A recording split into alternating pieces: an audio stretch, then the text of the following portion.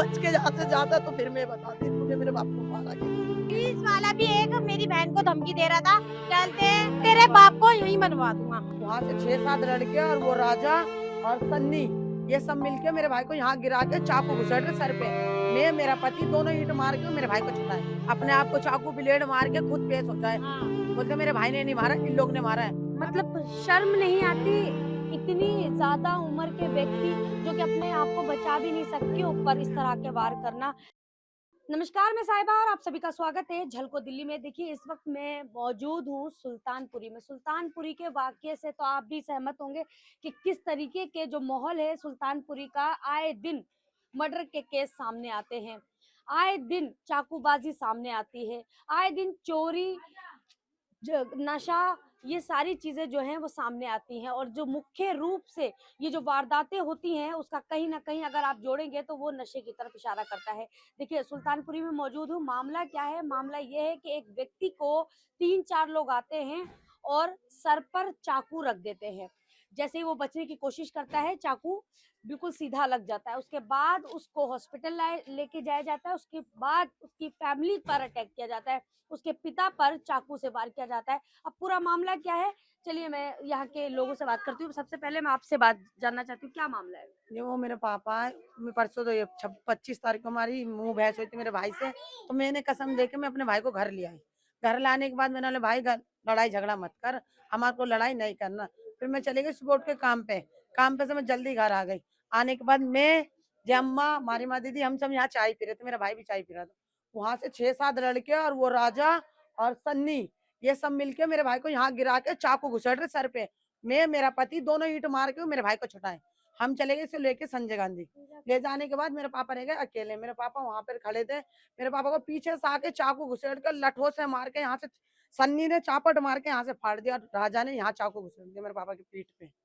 और उसके बाद भी वो पकड़ा नहीं गया। थाने वाले तो लेके नहीं आए, वो मियाँ वाली थाने में पेश हुआ जाके, और वहां से मियाँ वाली थाने से फैल लेके गए पुलिस वाले वहां पे। अभी तक मतलब उसने खुद अपने आप को वहाँ पे वहाँ पेश कर दिया? पेश ही नहीं करा, यूं पुलिस वाले डर के मारे वहां चले गए वो। और उसका भाई सन्नी वो नहीं पेश हो। जितने लड़के थे वो उसके खाला के रिश्तेदार है, मौसी के, कोई खाला के, कोई किसी के, वो सारे उसी के रिश्तेदार है, राजा के और सन्नी के। ये दोनों भाई भाई है। और इनमें से अभी तक की किसी को पकड़ा नहीं, खाली राजा को पकड़ के लाए और किसी को कुछ नहीं करा। और कोई वो नहीं। अच्छा, ये इतनी बड़ी घटना, मैं आपके भाई से बात करना चाहती हूँ जिसको चाकू लगा। आप आगे आइए। ये इतनी बड़ी वारदात कैसे हो गई? चाकू तक बात कैसे पहुंच गई? हम पार्क में खड़े थे सारे, हम आपस में बात कर रहे थे। वो आता दीवार टापता पार्क की, बाहर गली में जाता अपनी खाला के घर के पास। वो वहां से वापसी आता है, वो दीवार टाप के फिर मेरे पास आती, मेरे को पकड़ के गाली गुली देने लगा, मारने लगा। मैं उससे पूछ रहा हूँ, मैंने क्या बात बता, क्या हो गया? ना मेरे से कुछ बातचीत, ना कुछ, ना पहले लड़ाई हुई थी, खाली पीली उनने 25 तारीख को लड़ाई करी। फिर मेरे घर वालों ने मना कर दिया, लड़ाई मत कर, उनकी मम्मी पापा ने गलती मांग ली। मैंने ठीक है। मैं अपनी बहन के साथ इधर 5 बजे चाय पी रहा था, खाली पीली आता पीछे चाकू लेके 7-8 लड़के थे उसके साथ भी। उसके बाद 3-4 जनों पे चाकू थे, उनने राजा ने चौक लगाई इधर आके। मैं इनके घर में गिर जाता हूँ, फिर उन्होंने मेरे सर में चाकू मारे 2-3 जनों, फिर वो भाग जाते। मेरी बहनों ने जब ईंट मारी थी, फिर जब मैं संजय गांधी चला जाता हूँ, फिर मेरे पापा वहाँ ताप रहे होते हैं, तो मेरे पापा के पीछे जाके चाकू मारते थे राजा सन्नी। पापा से क्या दुश्मनी थी? पापा से कोई दुश्मनी। क्या नाम है आपका? मेरा नाम कृष्णा। कृष्णा। कृष्णा नाम के व्यक्ति के साथ, जैसे कि ये मेरे साथी खड़े हैं, इनके सर में चाकू मारा गया है। संजय गांधी हॉस्पिटल पहुंचे, उतनी देर में ही दूसरी वारदात हो जाती है कि उसके पिता के ऊपर जो है हमला कर देते हैं। अब देखिए, बहनों से पूछते हैं कि पिता से क्या दुश्मनी थी? पिता से भैया, अब पापा हमारे हैं जो लड़ाई नहीं करवाते हैं। हमें लड़ाई वो होता है, हमें चुप करवा देते हैं। मेरे पापा को लड़ाई झगड़ा पसंद नहीं है, तो इस करके पापा चुप करवा देते हैं। उसकी खुन्नस मेरे पापा के ऊपर निकलवाई है। हाँ, ये लड़ाई क्यों बंद कर? और हमारे जो मेरे पापा है मंदिर में सेवा करते हैं, तो उसमें सबके सब गंद ला ला के छोड़ देते हैं। तो उसके लिए मेरे पापा चिल्लाते हैं, हाँ भाई, इस मंदिर में ऐसा चीज नहीं लाओ जो मंदिर के खिलाफ है। वो चीज ला जाते हैं, तो उसके लिए पापा बोल देते हैं, तो उसके बुरे हो जाते हैं। इस करके भी पापा के ऊपर खुंदक है, जो कि मंदिर के अंदर ना लाए। क्यों डांट रहे हो यूं करके? कि पापा की क्या स्थिति है? अभी बहुत सीरियस है। अभी हम कल देख के आए हैं, तो ऑपरेशन हुआ है मगर सक्सेस नहीं हुआ है, फेल हो गया है वो।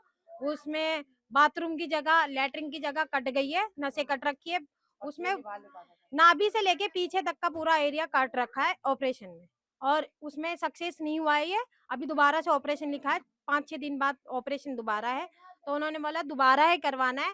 तो हमने बोला अभी थोड़ा नॉर्मल है, तो बोले अभी बता नहीं सकते हम आपको, ऐसा। अब मैं आपको अच्छा, भी पुलिस प्रशासन की तरफ से क्या मदद मिली? पुलिस कुछ भी नहीं कर रही है, वो डील दे रखा है उन्होंने।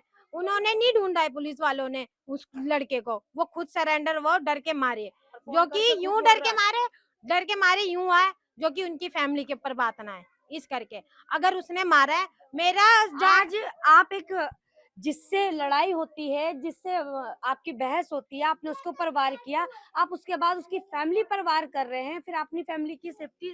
वो सेफ्टी कर रहा है अपनी फैमिली की, वो सोच रहा है मेरी फैमिली तक कोई बात ना है, मेरे जीजा जाजा जो भी है, कोई भी खाला फूफा, उनके ऊपर कोई बात ना है, इस करके वो बोल रहा है नहीं मैं सरेंडर हो जाता हूँ। उसने थाने में ये रिपोर्ट नाम बोला है, कहते हैं मैं इनके पैर में गिर के माफी मांग लूंगा, राजीनामा करवा दो, जो खर्चा है वो मैं दे दूं। हमने सीधा नाट गए, हमें राजीनामा नहीं करवाना है, हमें मतलब बंद इस तरह करवाना की है। वारदातें कब तक चलती रहेंगी? आप मंगोलपुरी, सुल्तानपुरी, और जहांगीरपुरी। पुलिस वाला भी एक मेरी बहन को धमकी दे रहा था, कहते तेरे बाप को यहीं बनवा दूंगा। ये किस पुलिस वाले ने बोला? वो दीदी रिकॉर्डिंग आपको मैं आईओ सुना। ने? हाँ जी, क्या नाम है आईओ का? आईओ का नाम नहीं पता, वो दीदी से पता करवा दूंगी।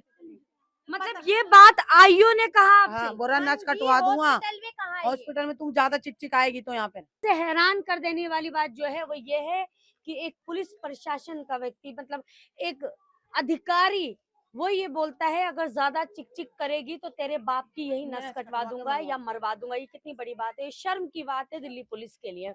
मैं पड़ोसियों से बात करना चाहूंगी। बहन जी, आपसे बात करना चाहूंगी, क्या माहौल है यहाँ का? माहौल बेकार है यहाँ का। क्यों? देखो, आस पड़ोस की लड़ाई है, पड़ोसी है, ये भी राजा की और इनकी लड़ाई थी हैं। तो बाहर के बंदे सारे मार के गए, बाहर के क्यों आएंगे यहाँ पे चाकू छुरी लेके? हमारा कहना ये है। आपस में बातचीत कर लो, हाँ, आपस में जैसे बहस गली हो रही मोहल्ले के लड़ाई, गली मोहल्ले देख लेंगे। तो बाहर वाले इसके पापा को सारे मारने आए थे। क्या करें? मोहल्ला बहुत खराब हो गया है। यहाँ जुआ होता है, सब कुछ होता है।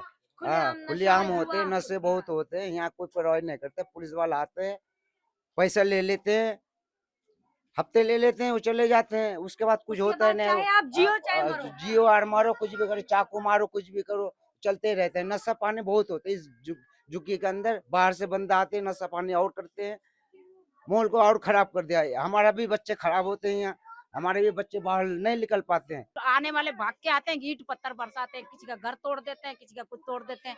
यहाँ कुछ सुनाई नहीं है पुलिस वालों का। पुलिस वाले क्या करेंगे? वो आएंगे, देख के चले जाएंगे। ये चोर उठाए गए, वो पैसा भर देते हैं, बस वही काम है। और अगर शरीफ मतलब करे। उस दिन आप लोगों ने कोशिश नहीं की होती अगर बचाने की, तो इस लड़के को मार अरे दिया जाता। वो आए थे, ईंट बरसाए। हमने बोला भाई गली मोहल्ले में ईंट नहीं बरसाना, बच्चे उच्चे रहते हैं, बड़े बुजुर्ग रहते हैं, किसी को भी लग सकता है, कोई मर भी सकता है। वो पीछे से आके अब बच्चा चाकू के सामने कौन रहेगा? सब भागने लग गए आदमी ये लोग, तो लुगाइया क्या मैम करेगी? उनके पास, सबके पास जितने लड़के आए थे ना, सारे के पास 10-15 चाकू, लड़के आए थे, डंडे, सब कुछ सबके है। पास डंडे, ईंट पत्थर, चाकू, सब हॉकी, कुछ है। ये सब था। ऐसा करके मारे। मेरे मतलब मैं बोल रही मेरे सामने मारता मेरे बाप को, तुझे फिर मैं बता दी तूने मारा कैसे। तू बच के यहाँ से जाता तो फिर मैं बता दी तूने मेरे बाप को मारा कैसे। उसकी खाला, फूफो, बहन, भाई सब, सब बोल रहे थे जेठोनी, पैसा लगाऊंगी। धन्नो, सुनार, संतरा, अच्छा वो क्या करते हैं वो लोग, क्या करते हैं? कुछ नहीं करते। सब उसके बच्चे जितने भाई बहन सब चोरी करने जाते हैं, चोरी करके पैसा लाते, सब जुआ खेलते पार्क में बैठे बैठे सारा दिन। उसका भाई का निकुल, वो कहता मेरा भाई पैसा लगाएगा। और एक लेडीज है धन्नो धन्नो नाम की, उसकी कबाड़ी की दुकान है निकुल की, वो कहता मैं लगाऊंगा पैसा, तू मटर मार। 10 लाख 20 लाख खुलेआम चोरी चोरी चोरी करता है। मतलब आप ये कह रहे हैं कि पूरी तरीके से बढ़ावा दिया जाता है परिवार की तरफ से कि आप अपराध कीजिए, हम देख लेंगे। हाँ जी, जिसे जहाँ मर्डर करके आना करके आऊँ, मैं पैसे लगवाऊंगा। और उसकी जो एक बुआ कौन है, बहन है, खाला है, वो भी बोल रही है तू मार के आ, मैं पैसे लगवाऊंगी, मैं खड़ी हूँ यहाँ, यूं कह रही है। ये कैसी मानसिकता है समझ नहीं आ रही है। अब ये है ना, अब चाकू के आगे कौन खड़ा रहेगा? मेरी मम्मी मेरे पापा के ऊपर गिरी है, और उनके मेरी मम्मी के ऊपर लठ, डंडे और अद्धा, जो भी चीज मिल रहा है वो सब मार रहे हैं। मेरी मम्मी पापा, वो जोन सा आपको मैंने दिखाया ना, आपको दिखाती हूँ वो जगह। ये गली आप देख सकते हैं, कोई ज्यादा चौड़ी गली नहीं है, लेकिन अगर उस दिन गली वालों ने कोशिश ना की होती या आज अपना हौसला ना दिखाया होता तो उसकी जान चली जाती। और उसका गुस्सा उसके पिता पर निकाला। ये वो जगह है ये देख सकते हैं आप, ये ब्लड के निशान अभी भी यहाँ पर मौजूद है।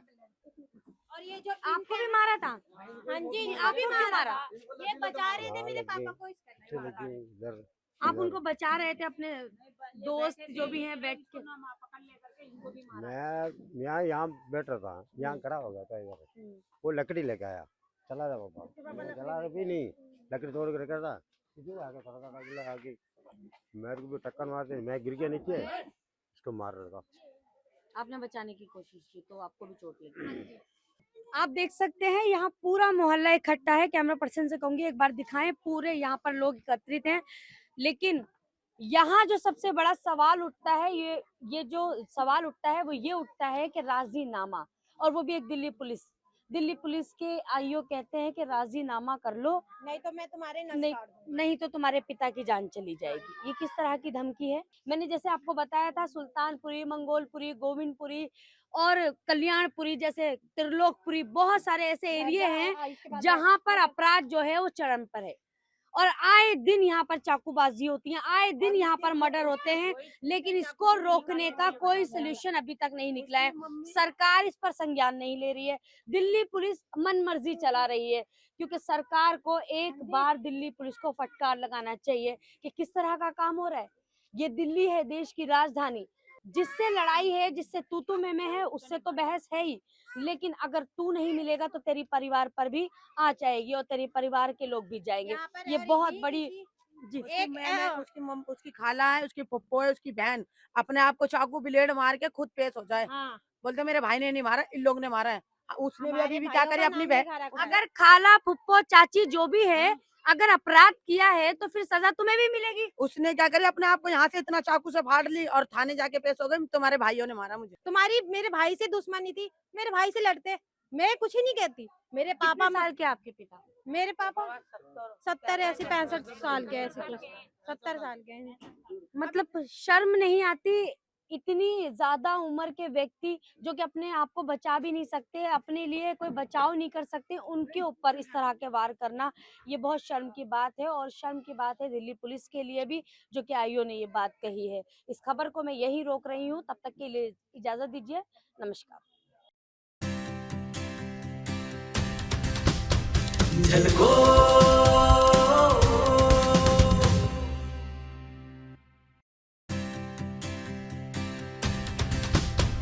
झलको